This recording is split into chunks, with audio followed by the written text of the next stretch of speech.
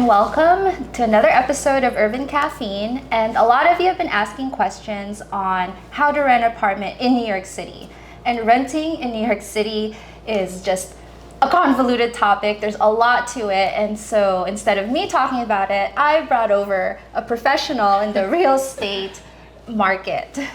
Hi, I'm Nina Shepard. I have been working in real estate for the past 11 years now. I've been in the city for the past 5 and with Compass full-time for the past 3. Renting in New York City. I've decided I'm gonna move to New York City. I have a job, maybe I don't. The first thing you go to, anywhere you go, where am I gonna live? So what's the first step? First step is probably to determine your budget. In New York, landlords are going to want the tenant themselves to make 40 times the rent, the monthly rent. And if not, then they need to have a guarantor that makes 80 times the rent. Let's say the rent's $1,000 a month. Okay. The landlord's going to want to see that you have an income of $40,000 a year.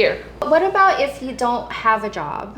Or you're in between jobs, or you're currently looking for a job, or you're a student? Any of those situations, you'll need a guarantor. Guarantor will need to make 80 times the rent. There's also an option to use a company as a guarantor, like your personal company that might be sponsoring you if you're moving for a job that starts 2 months down the road, something like that. Or you can use a corporate guarantor like the guarantors or Insurant, which will charge you a small fee and then they'll guarantee you for a certain amount. So there's hope for people who are doing this by themselves. And I'll also add, sometimes there are private landlords that if you really just talk to them and explain your situation, they can be amenable. That's good to know that things are not always set in stone and you can negotiate here and there. Mm-hmm. I heard of somebody who didn't have a job, and I think they were a student and they just had the money, so they paid for the full year. So that is now illegal. They made that illegal a couple years ago. You used to be able to pay money up front. Now the most that you can accept up front is first month's rent, 1 month's worth security, and the broker fee. It is my understanding that there were a lot of issues with people paying up front and then being really upset with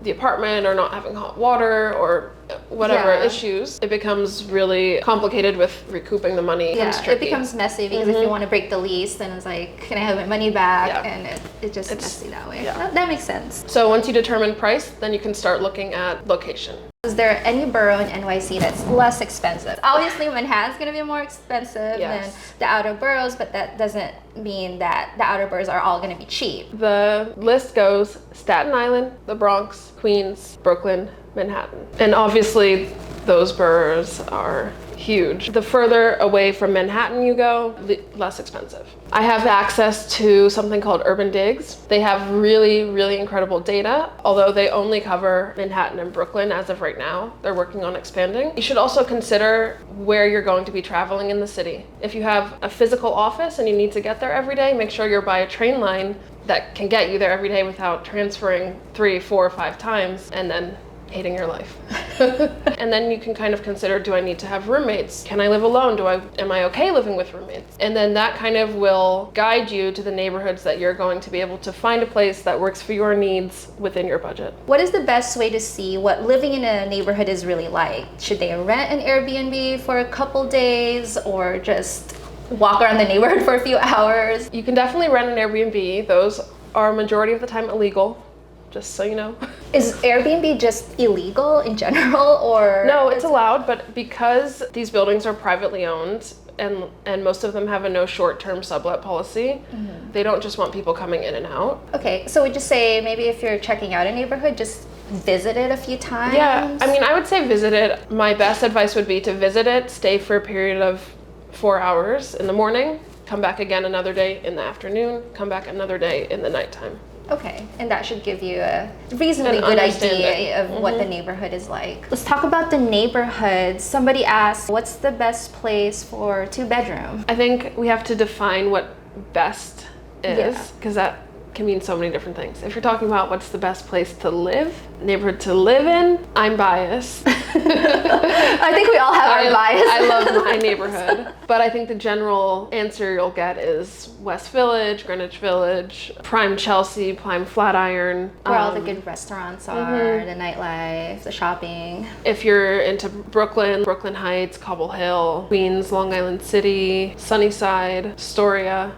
Are there any underrated neighborhoods? I would say LIC is underrated, although it's become much more popular now. Same with Astoria. So I guess piggybacking off of that, Sunnyside is really great. A lot of Queens. It's great.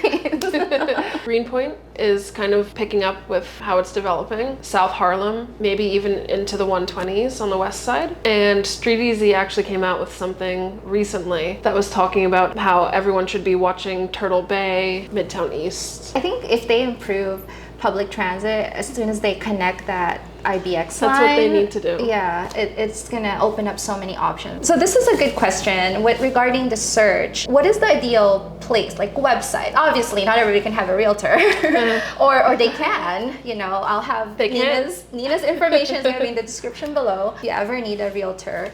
But yeah, what can people do to help themselves look for an apartment? I say this to everyone, including my clients, Street Easy is your best friend. If anyone tells you otherwise, they're lying to you. I mean, Street Easy is the best and most accurate data, and that's pretty much where you're gonna be finding everything. There are some places that you might be able to find on Zillow or RentHop that isn't listed on Street Easy. That might be a lease assignment or takeover. So you might be taking over someone's lease that already has a lease. Okay, if I see a listing on Street Easy, what next? Do I contact the number that's with that apartment? You can do that. Street Easy has an interesting system where when you press contact an agent, it's not necessarily taking you to the rental agent or the listing agent, but sometimes it's connecting you to an expert. And they do this because it really is only beneficial to you to have someone who advocates for you, whether it's buying or selling, versus the landlord's rep who's advocating for the landlord to get the best rent or the best sale price possible. So you find an apartment, you want to rent it,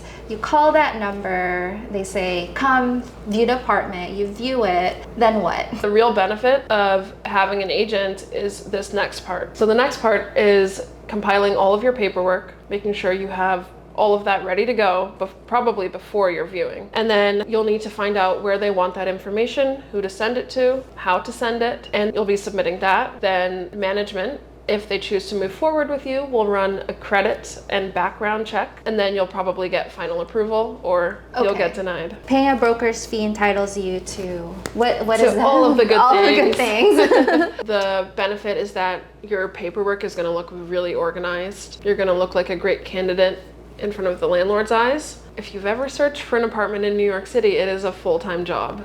So if you're busy already, you have someone searching for you, setting up appointments, coordinating everything, tying up the loose ends, reviewing the lease. It is a thing, because I looked for an apartment and I looked at 4 listings in 4 days, and some people do 4 listings in 1 day, you know, just because they're trying to get it all done. It used to be that you could pick a day, go out for half a day, see 10 listings, and at the end of the day, choose which listing you wanted to move forward with. You'd apply, you'd get it. That has changed a lot. Now it's really tough to get into see places, so it'll take you a week, 2 weeks, and you're not necessarily guaranteed the apartment if you apply. Yeah, that's true. You can't just apply to one apartment, you're gonna have to apply to several. And it's not necessarily like you have to have a different broker for all the apartments, for different apartments. You can just stick with one broker. And you should just stick with one. Yeah, from what I understand, any broker can show you anything that's listed on the market, whether it's from Compass or from another company. From any brokerage. Okay. What's the number one thing that people don't get approved for? That's hard to say for me, because from my perspective, I'm only letting and encouraging my clients to apply for things they're qualified for. Yeah, and it's usually what they can afford. Yes. Sometimes when pets are case by case, people are turned down for that often, or credit scores coming back low. Or just somebody just got the apartment first. Yeah. Or And there are fees. There are fees involved whenever you apply. Are those negotiable? The $20 credit check is not negotiable. They're not even taking it. It's probably they're using on-site or some sort of credit check. So it's, charging actual, them it's an actual service they have to pay for. And I should probably say, if you're applying to a condo or a co-op, they can charge you more than $20. There are application processing fees, move-in fees, move-out fees. Oh my God, we get to co-ops. Is talking about a co-op a full video? I would say it's a full we're two videos. We're not going to cover co-ops. Comment below if you want to hear more about co-ops. Paperwork. Yes. So what's the common paperwork? Everybody says, get your paperwork ready. When I moved to New York, I asked people, what's the hardest part about renting? They said, if you don't have your paperwork ready, you can get passed up for an apartment because apartments go fast. Yes. You know, a good apartment can be on the market and it's gone in 2 days. The vacancy rate in New York is really low. There are very, very few vacant apartments. So things are going like that. You'll want to have a scan of your photo ID, your 3 most recent bank or brokerage statements, your 3 most recent pay stubs, a letter of employment on letterhead if possible, signed and dated within the past, ideally 3 months, but 6 months is okay, with your position, your salary, and your start date. You may want to contact your current or a previous landlord about a landlord reference, just so you have that on hand. Not everyone requires it, but it's good to have. And then you'll want to kind of put feelers out to your circle about professional and personal references. Some landlords require it, less so in rental buildings and more so in privately owned co-ops or condos. So this is like finding a job. The ongoing joke is that New York City landlords want to know more about you than the bank would if you were to buy. A lot of people that watch this channel are international students or people from abroad moving to New York, so they have international status. What are the key factors to consider if you're international? Essentially, you're going to have to qualify with the same financial requirements that everyone else is. If you satisfy all of that, but you don't have US credit history, which landlords typically need to be able to run your credit, which they need to approve you for a lease, then you'll either need to bring on a guarantor, or if it's a smaller landlord, not a management company, you may be able to talk to them and just explain, hey, I don't have this because X, Y, and Z. And you might be able to come to a conclusion there. We do see, as real estate professionals, a lot of people who are coming in internationally do choose to use an agent because it's much easier to navigate. So someone asks, what's the best way to get an apartment with a city voucher? Landlords are required to accept city vouchers. Reach out about the apartment like anyone else would, present your voucher, and then you should go see the apartment and you go from there. What is a city voucher? A voucher that the city provides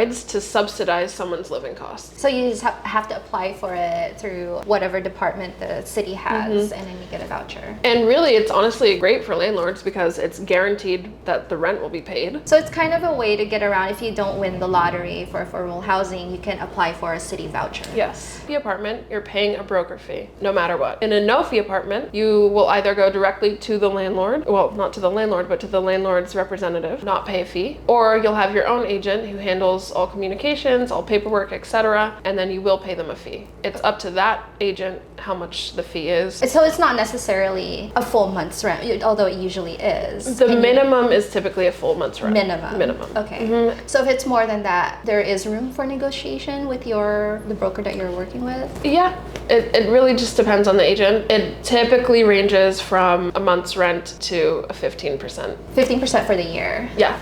So who is this? This is Grumble. Oh yeah, and that's another thing, pet fees. Yes. You know what upsets me? They're not pet deposit, they're pet fees. So there used to be pet deposit. Oh, tell me more. There used to be pet deposit. Tell me more. Also not allowed anymore, so now it's a pet fee, which will be added monthly. Although I have heard of some buildings charging a one-time pet fee. So it'll be upfront, and I typically see that being $100, $150. Yeah, or per pet, I believe. Or per pet, And I've also seen other landlords do $25 a month, $50 a month. When I was watching Sex and the City, they've always talked about rent controlled, and there's also this term rent stabilized. I don't know if other cities have this. I think it's unique to New York. So rent controlled apartments think of them as gold. Yeah. Less than 2% of apartments are rent controlled, and they have to be passed down. It's not like, hey, I'm moving to New York, I'm gonna get a rent controlled apartment. Yeah. Okay. They're slowly phasing out, unfortunately for us. But what you will hear is rent stabilized. There are quite a few rent stabilized apartments. And what that means is that your landlord has a certain percentage they're allowed to increase your rent every year. And actually right now they're talking about raising that percentage. Yeah, because I live in a rent stabilized apartment. I didn't know this. I was just surprised that the rent was only increasing by 1 or 2% every year. I realized it is a rent stabilized place. And this last year, I was surprised that it went up to almost 4%, like 3 point something. This last year, they allowed the highest increase yet.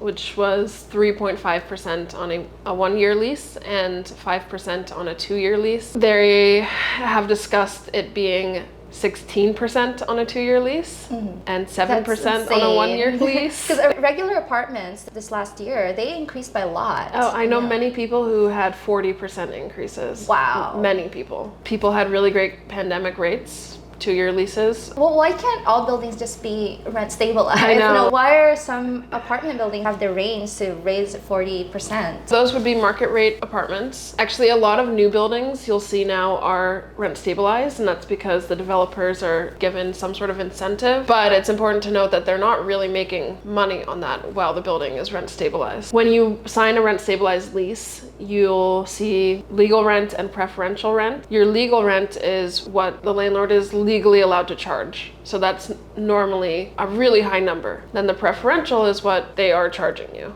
At some point, although typically that number is really high at the legal rent, they'll catch up and then it becomes a market rate apartment. So for people who are living in rent stabilized apartment, it's not always going to be like that. Not necessarily. Theoretically. Okay. This building is rent stabilized, but our legal and our preferential, our legal is 200 more than our preferential, which makes me feel like we'll catch up very quickly. But I was also at a place in East Village where legal was like 14,000 and our preferential was like 4,600.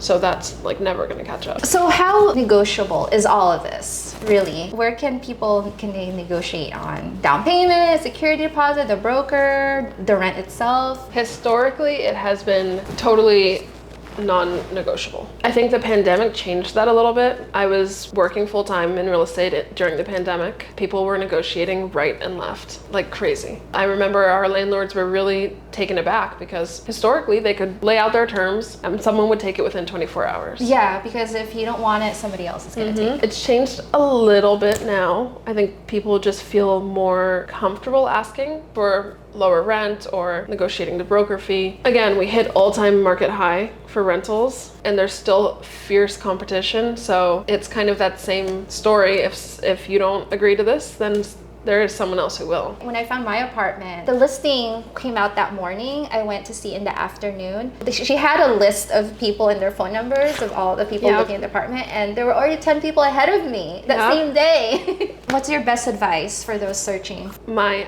number one piece of advice is make sure that you are near some sort of transportation that is getting you to your most traveled to place. Yeah, whether it's work or it's school or a club that you want to go to. I actually prefer living where my neighborhood because I don't have to travel anywhere. My gym's there, that's where I work, that's where I go to there's coffee shops and restaurants that I go to, my grocery store. So Me too. Me too. I've worked with people that have chosen a place that's huge and updated and everything you could ever want, but then it's an hour and a half into Brooklyn and it takes you 2.5 hours to get up to the Bronx if you need to go there. And then on the flip, there are people who all the time will take a dark walk-up building in West Village because when you step outside, you have all the restaurants you could want. You have everything at your fingertips. Do you want to sacrifice having a long commute for a bigger place? Or are you okay with having a smaller place, but you don't have to waste time commuting? Exactly. Trade-offs. Yes. Nina's information can be linked in the description. Anybody's interested in talking about buying a place in New York City, comment below. Or if there's any other topic in New York real estate that you're interested in, just comment below and then we'll get Nina to answer them all. All right. Well, thank you. Thanks. Thanks for listening to me.